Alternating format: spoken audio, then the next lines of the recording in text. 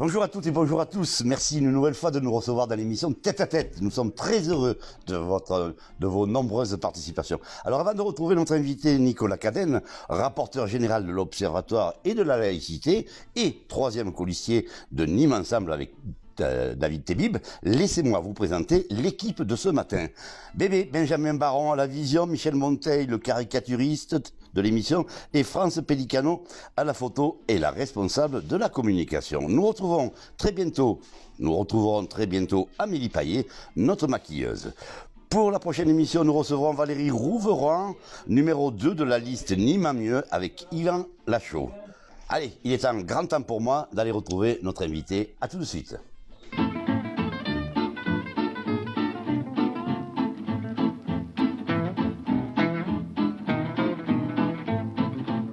Allez, sois le bienvenu dans l'émission Tête à Tête.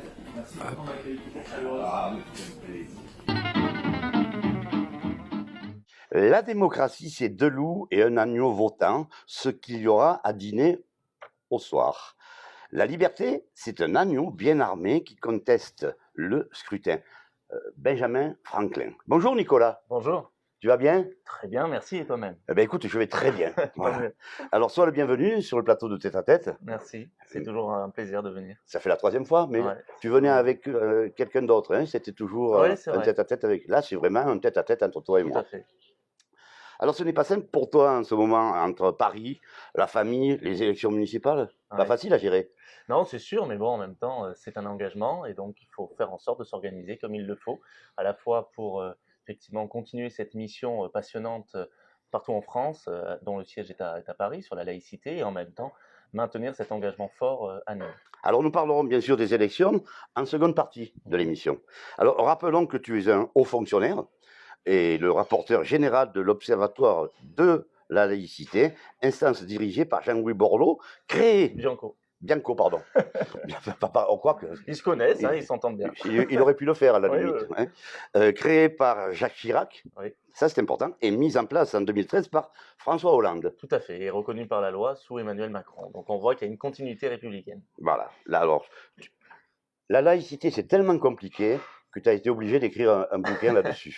C'est vrai, un bouquin, vous savez, dans la collection Pour les nuls, un bouquin pour expliquer de façon très pédagogique, très simple, très claire, qu'est-ce que la laïcité et comment s'applique-t-elle dans différents domaines.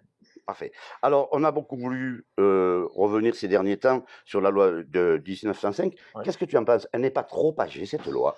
Non, vous savez, je dis vous pour tout le monde, Oui. je ne pense pas qu'on puisse dire qu'elle est trop âgée, parce que dans ce cas, qu'est-ce qu'on dirait de la Déclaration des droits de l'homme et du citoyen, qui date de 1789? C'est pas parce qu'un texte est ancien qu'il n'est plus adapté.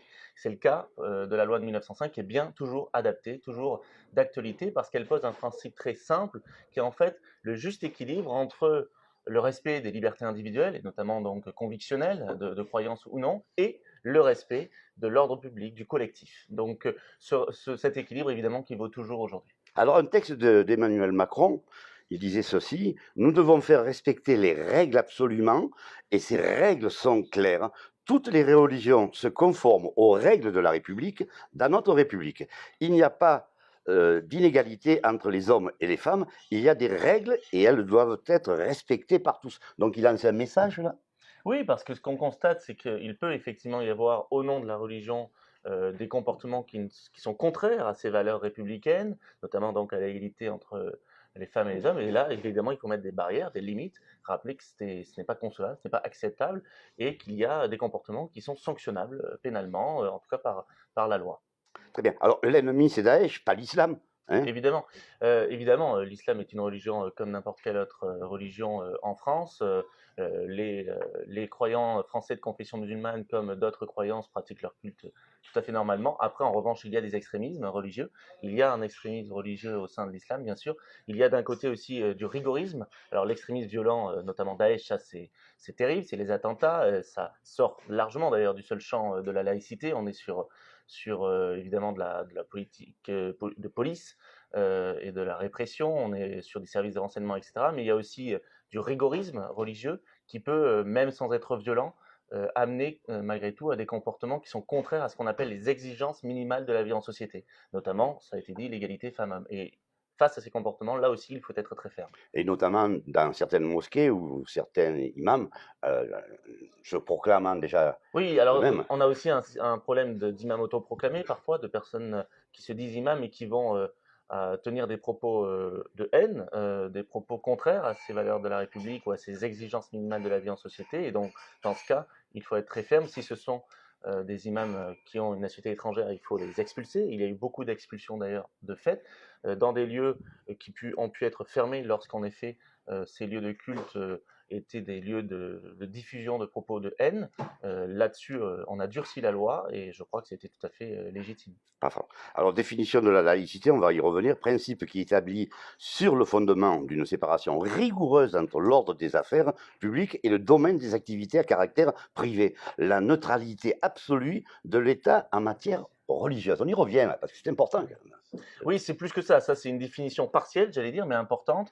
La laïcité, pour faire simple, c'est le principe qui, vis-à-vis des convictions ou des croyances, permet la parfaite déclinaison des valeurs républicaines, liberté, égalité et fraternité. C'est la liberté de conscience, hein, la liberté pour tous de croire ou de ne pas croire. Donc on peut exprimer une religion, mais on peut aussi la critiquer, la contester.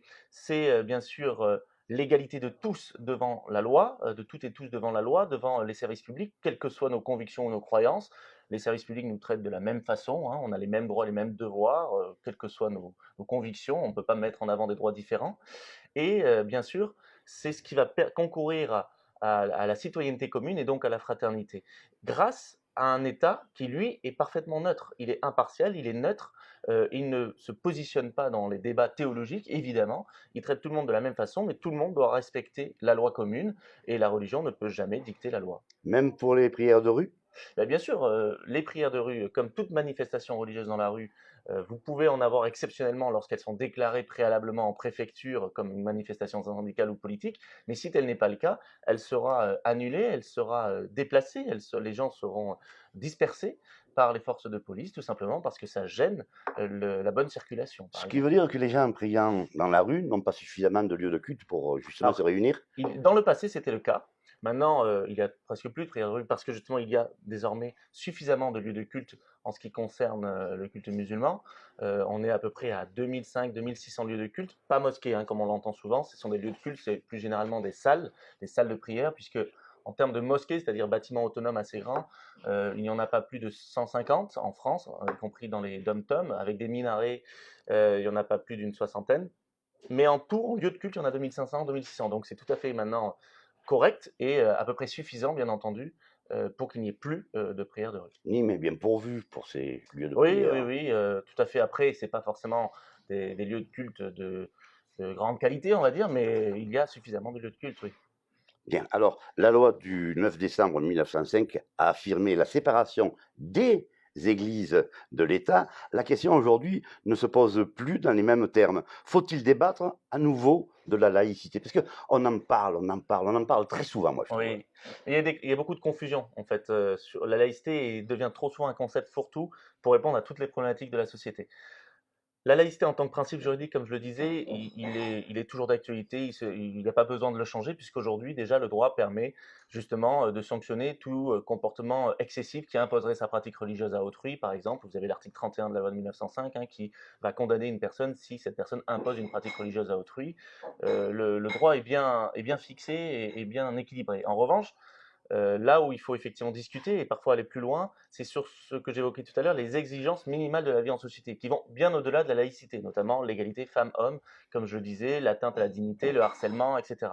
Là, il faut parfois amener des sanctions plus lourdes à ceux qui adoptent des comportements contraires à ces exigences. Et c'est pour cela que nous avons aussi, parce que le droit quand même est existant, mais il n'est pas suffisamment appliqué, nous avons demandé et obtenu du Premier ministre et de la garde des Sceaux qu'il y ait une instruction de la chancellerie, donc du ministère de la Justice, envoyée à tous les procureurs pour que les procureurs se saisissent de ces questions, de ces problématiques de comportements contraires aux exigences de la vie en société, pour sanctionner, pour porter plainte au nom de la République contre ces comportements. Et ça, nous l'avons obtenu et c'est une très belle avancée. Parfait. Alors, la loi de 1905, on en parlait. Alors, que penses-tu justement? On va revenir plutôt sur la religion catholique. L'Église catholique fait face depuis le XXe siècle à la révélation de nombreuses affaires d'abus sexuels sur mineurs, commis par des prêtres. Alors, l'Église est-elle inattaquable? Non, l'Église est attaquable, bien entendu, hein, ce type de comportement, doit pouvoir être poursuivi. Effectivement, ça a été très long, très dur pour beaucoup de victimes qui, n'osaient pas, tout simplement parce qu'ils étaient très croyants, que pour eux, ces personnalités du culte catholique étaient, très importantes. Elles étaient, censées être leur «intermédiaire» entre guillemets, entre eux et Dieu, leur Dieu. Donc, évidemment, c'était très compliqué pour eux de contester ce en quoi ils croyaient profondément. Mais bien entendu que dès lors que des personnes sont victimes et portent plainte, la justice doit aller jusqu'à son terme et jusqu'à la sanction de ce type de comportement scandaleux. Mais là, l'Église a quand même été protégée. Il est certain que, vous le savez, on le sait tous, l'Église a un poids important dans notre pays, historiquement, et puis encore aujourd'hui. Et bien entendu que vous avez sans doute des personnalités dans les différents corps de l'administration parfois même, qui eux-mêmes étaient très croyants, très proches de certaines personnalités de l'Église et qui peut-être n'ont pas réagi à temps et assez tôt, ça c'est une Comme le évidence, cardinal Barbarin qui vient de donner sa démission auprès du et qui pape. a été accepté, et je pense que c'est une bonne chose, hein, qui a été accepté par le pape lui-même. Donc les choses changent et c'est heureux. Il y a une commission qui a été mise pour étudier ces questions-là, qui est d'ailleurs présidée par l'ancien vice-président du Conseil d'État, Jean-Marc Sauvé, et qui permet de recueillir les témoignages de victimes de ces comportements scandaleux pour aboutir à la justice. Oui, parce que ces victimes, ces jeunes victimes, c'est un traumatisme qui tire toute leur Toute vie. leur vie, tout à fait. Hein. Ouais, tout à fait. Donc il faut les accompagner. Bon, alors quel est ton sentiment, justement, et on se rend compte que la laïcité, je l'ai lu, tout cela, hein, n'a jamais existé dans le monde arabo-musulman. Est-ce la colonisation qui a permis l'introduction de la laïcité en terre d'islam? C'est plus compliqué que ça. Dans le monde arabo-musulman, effectivement, on n'a pas trouvé des systèmes laïques équivalents aux nôtres, encore que le problème, c'est que parfois, des dirigeants arabo-musulmans ont mis en avant la laïcité, mais en réalité, une version très autoritaire. On se souvient, par exemple, de l'Irak, avec Saddam Hussein qui se disait laïque, mais en réalité, qui était dans une logique de contrôle absolu du culte et de ses fidèles et en réalité de ses administrés.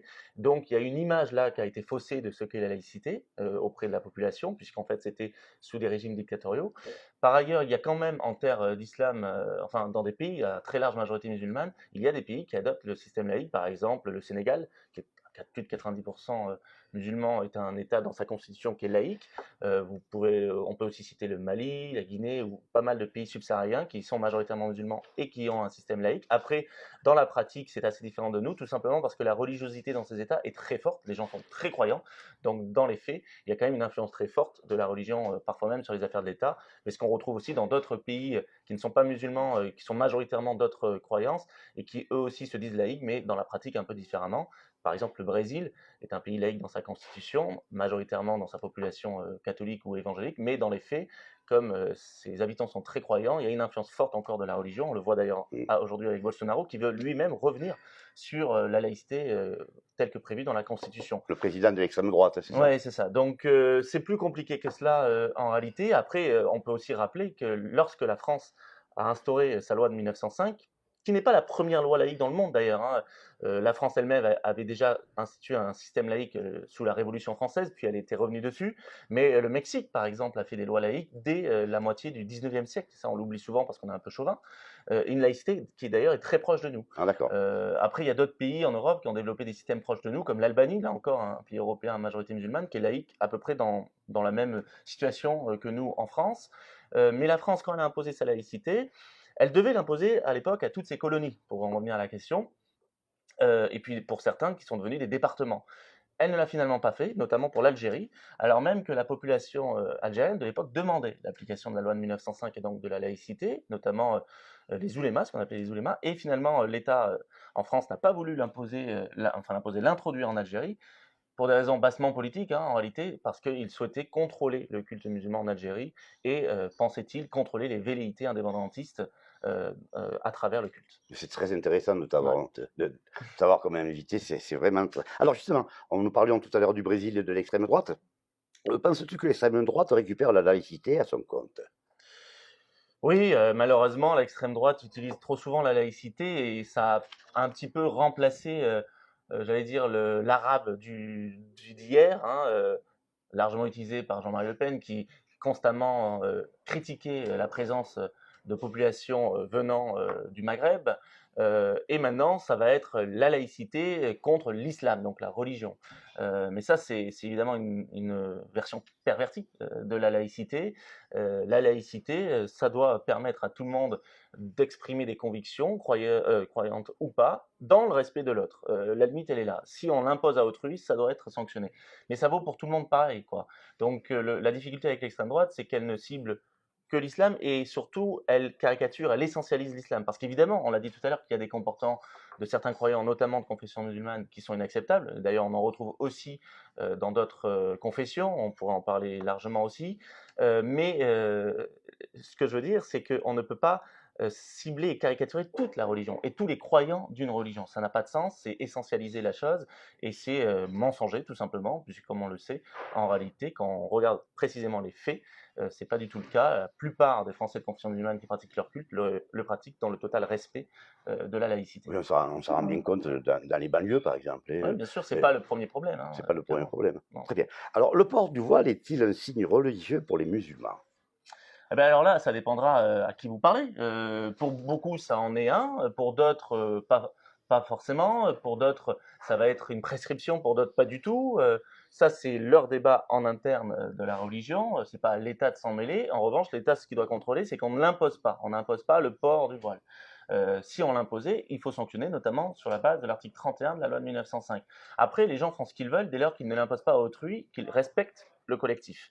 Et bien sûr, dès lors qu'ils respectent les lois, par exemple quand on est fonctionnaire, quand on représente l'administration publique, je l'ai dit tout à l'heure, on se doit d'être tout à fait neutre, et donc on ne peut porter aucun signe qui soit discret ou ostensible, donc ni voile, ni croix, ni petite croix, ni kippa, ni turban, ni kessa, rien du tout, parce que on représente non pas notre individualité quand on est fonctionnaire, mais l'administration dans son ensemble, qui est évidemment neutre, qui n'a pas de couleur religieuse, et pas plus d'ailleurs politique ou autre, hein, quand on est fonctionnaire, quand on agit en rôle de fonctionnaire, quand on est dans une mission de service public, dans le temps de ses fonctions, évidemment qu'on ne peut pas faire de la propagande politique ou religieuse. Donc, on sait que dans les lycées ou dans les écoles primaires lycées, le voile est interdit. Dans le public. Dans le public. Pas le privé, hein, le privé fait ce qu'il veut. Oh, mais en principe, Voilà. dans le privé aussi, il est interdit. Ça dépend en fait. En fait, dans les écoles privées sous contrat, il y a des règlements intérieurs qui varient. Pardonne-moi, tu parles des écoles privées musulmanes alors? Non, non, pas du tout. Il y a très peu Catholiques. d'écoles privées musulmanes, il y en a une quarantaine sur le territoire. Mais même non, sur l'ensemble des écoles privées, par exemple à Nîmes, Saint-Vincent-de-Paul n'impose pas l'interdiction de signes religieux. D'autres, oui. Donc ça dépendra des règlements intérieurs des écoles, collèges et lycées privés. Dans le public, c'est toujours interdit. Tout signe ostensible est interdit. Donc la kippa, le voile, les grandes croix, etc. Parce qu'on a considéré que dans le public, on a considéré qu'à un âge où on se forge son libre arbitre, ses propres opinions, où on apprend les bases des connaissances, on doit pouvoir faire tout cela, et se forger ses propres opinions sans pression pour porter tel ou tel signe, et sans conflit entre ceux qui en porteraient et ceux qui n'en porteraient pas. Donc ça, c'est très important. Comment se fait-il que ce soit autorisé dans ces cas-là dans les universités? Mais tout simplement parce que là, on n'est plus à un âge où on se forge son esprit critique, on n'est plus à un âge où on apprend les bases des connaissances, on a suffisamment été formé pour se faire ses propres opinions, on est majeur, on dispose de tous ses droits, on peut voter, on peut exprimer des opinions. Donc à partir de là, à partir du moment où on peut exprimer des opinions, on peut en effet porter des signes personnels d'appartenance religieuse, dès lors, bien sûr, qu'on ne les impose pas à autrui, c'est toujours pareil, dès lors qu'on ne perturbe pas le cours qui est dispensé au sein de l'enseignement supérieur. Parfait. Eh bien, merci. Donc maintenant, nous allons aborder la question politique nîmoise. On passe sur autre chose. On passe sur autre chose. Une autre de mes casquettes. Je ne suis plus sur ma casquette. Là, tu n'es plus le haut fonctionnaire. Voilà, tout à fait. Alors, tu as quitté le navire socialiste, puisque tu es socialiste à la base. Oui, je suis socialiste. Mais je le reste. Ah bon? Ou de ceux qui en restent, peut-être, du Parti socialiste? Non, je reste un homme de gauche, mais je n'ai pas souhaité, en effet, participer à une investiture socialiste locale à Nîmes, tout simplement parce que je considérais que les conditions n'étaient pas correctes. Parce qu'aujourd'hui, le Parti socialiste à Nîmes représente, on le sait, très peu de Nîmois. L'investiture qui a été conduite n'a réuni qu'une quarantaine de militants. Sur une ville de 150 000 habitants, c'est rien, ce n'est pas représentatif. Donc je considérais que ce n'était pas sérieux de faire une investiture de quelque chose d'aussi peu représentatif, qu'il fallait d'abord restructurer ce parti, le reconstruire, refaire venir du monde pour qu'il soit réellement représentatif. Et d'ici là, en attendant, ce que je portais comme idée, c'était plutôt de construire des rassemblements larges, sans étiquette, mais avec éventuellement le soutien, mais seulement le soutien de partis politiques, mais sans étiquette à la base. Donc tu n'as pas été entendu, alors, parce qu'il y a eu des Non, en rencontres. effet, bien sûr, moi j'ai essayé de rassembler large, et effectivement, non, ça n'a pas été le choix fait, mais c'est pas grave, parce que là, je suis dans une aventure qui me plaît beaucoup. On va en revenir. Donc Jérôme Fuesch a fait le mauvais choix. Ça, il faut lui poser la question, lui dira C'est à toi que je la pose. C'est pas mon choix, en tout cas, c'est pas mon choix, et je considère que voilà, être investi par une trentaine de personnes n'est pas représentatif, n'a pas un grand sens. Quoi qu'il en soit, je pense qu'il fallait faire un choix autour d'un projet commun avec des compétences. C'est ce qu'on a décidé de faire avec David Tebib. Lui est allé sur un autre chemin. Moi, j'ai parlé, tu le sais, avec Daniel Richard. J'ai très vite été déçu parce qu'il n'y avait pas de projet, il n'y avait pas de rassemblement de compétences, mais simplement un alliage d'appareils, très contestés sur le terrain parce que plus représentatifs du tout, d'appareils politiques avec les vieilles méthodes. En gros, je pèse tant, c'est-à-dire 20 voix, ce qui est rien en réalité, donc je vais avoir la 2e place ou la 3e ou la 4e. C'est pas sérieux, c'est pas ça à mon avis qu'attendent les Nîmois. Qu'est-ce qui t'a séduit chez David Tebib? Ce qui m'a séduit, tout simplement, c'est ce que je disais là, c'est de rassembler des compétences, et vraiment cette liste est remplie de compétences, pour porter un projet très structuré, très cohérent, qui permette d'améliorer le quotidien des Nîmoises et des Nîmois. Bien, alors, ta fidélité justement à David Tebib était déjà une évidence. Moi, je me rappelle. Oui, on se parle depuis le printemps dernier. Oui, parce que j'étais venu vous voir à Oui, une tout à réunion fait. insolite. Tout à fait. Donc, il attendait ce fameux soutien de La République En Marche, qu'il n'a pas eu. Sa déception était grande. Et c'est la raison peut-être pour laquelle il s'est dit, vous m'avez pas voulu, je pars quand même, parce qu'il a dû juger. Si tu t'en souviens bien, avant même la fin, parce que ça a été très long, cette histoire de LREM pour l'investiture, avant même la fin de cette investiture, il disait déjà qu'il ne l'attendait plus et que quoi qu'il en soit, de toute façon, lui, il irait. Il irait avec cette équipe parce que cette équipe était déjà structurée de compétences. Donc, il n'attendait plus vraiment cette logique-là, cette étiquette, parce qu'il était déjà dans une logique qui dépasse les appartenances partisane. Et ça, je pense que c'est très bien. Il a raison. Aujourd'hui, il n'a plus aucune attache, tu le sais, avec LREM. Il est même en désaccord avec certaines des politiques conduites au niveau national. Donc, au niveau local, il est sur des enjeux locaux avec des compétences qui viennent d'horizons divers. Voilà, moi, je suis un homme de gauche. Il y a d'autres personnalités qui viennent d'ailleurs. Mais en tout cas, on est tous rassemblés autour d'un projet très structuré qui peut améliorer, on en est persuadé, le quotidien des Nîmoises et Nîmois. Tu obtiendrais la 3e place, toi? C'est ça? Oui, c'est public. C'est public. Donc, ce qui veut dire que ton rôle serait lequel au sein de la municipalité? Mon rôle serait sur l'éducation et la cohésion sociale. Donc, ça correspond un petit peu à mes missions actuelles aussi, par ailleurs, professionnelles, ou à ce que j'ai pu faire dans le passé. Parfait. Alors, avant de conclure cette émission, parce que ça va très vite. Oui, c'est vrai, ça va très vite. Ça va très vite. Je voulais remercier toute l'équipe. Merci. Michel, Benjamin, France et les cousins québécois qui sont ici, Denise et Jean-Pierre. Alors, Nicolas, si tu as à délivrer un message, tu en as la possibilité. Et moi, en attendant, je vais dire au revoir à toutes, au revoir à tous. Et puis, surtout, restez-nous fidèles. Bye bye. Je t'en prie. Le message, c'est très simple. Là, on est en pleine période d'élection. Le 15 mars, dimanche prochain, nous avons un vote important. Votez. Votez parce que c'est un vote pour 6 ans. Donc, ce n'est pas rien. Un vote pour 6 années. 6 années où on peut vraiment, véritablement changer le quotidien des Nîmoises et Nîmois. Donc, moi, je ne peux que vous proposer de faire le choix de l'avenir avec la liste que nous proposons. Merci en tout cas. Merci. Donc, nous attendons le dessin avec impatience de Michel Montaigne, notre caricaturiste qui va nous l'amener. Et nous allons le découvrir également en direct ici, donc tout simplement.